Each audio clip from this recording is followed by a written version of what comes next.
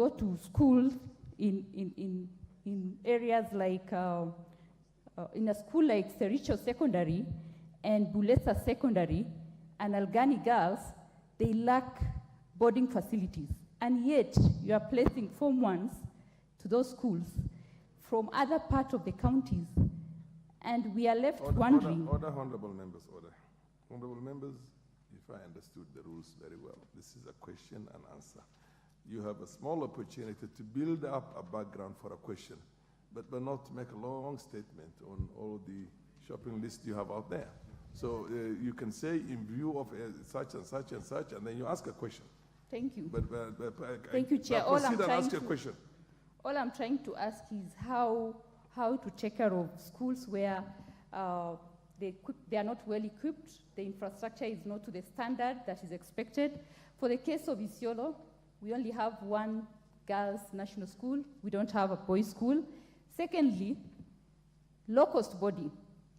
The funding that is supposed to low-cost boarding, to go to low-cost boarding that is serving the ASAL counties very well, has gone down dramatically. We really want to understand why.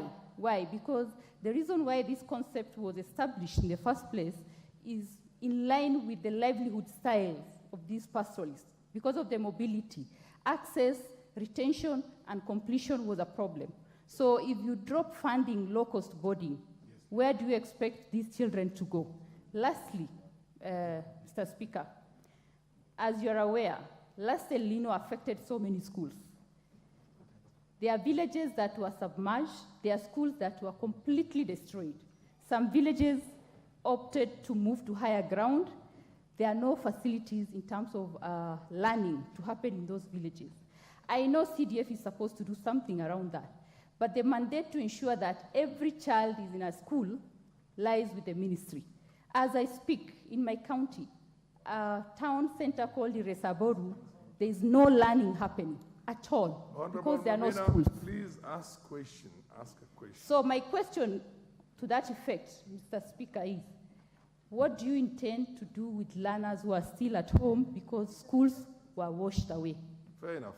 Yeah, the MP for Bomet, you take a few, Honorable Minister. MP for Bomet.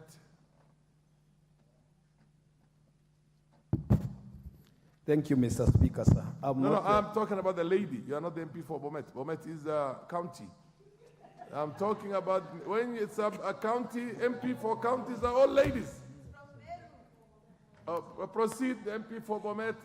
Thank you, Mr. Speaker, for protecting ladies. Thanks also for giving me this opportunity to also contribute on the questions pertaining Ministry of Education. I only have 3 questions to put across. One is about the issue of capitation. I would like to ask the minister, there are some schools in my county, even especially in my ward, that they have not received capitation.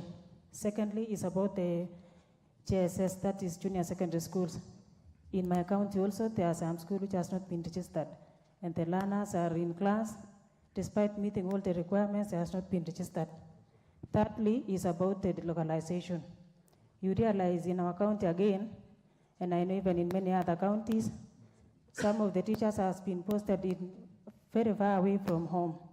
Like today, they are breaking for half term. You see, some of them, they took even 1 week to travel from where they are to home.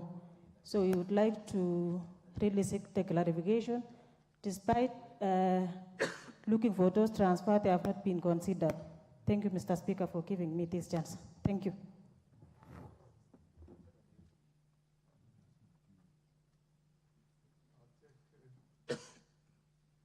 I think 2 more follow-up questions if we have to finish this business.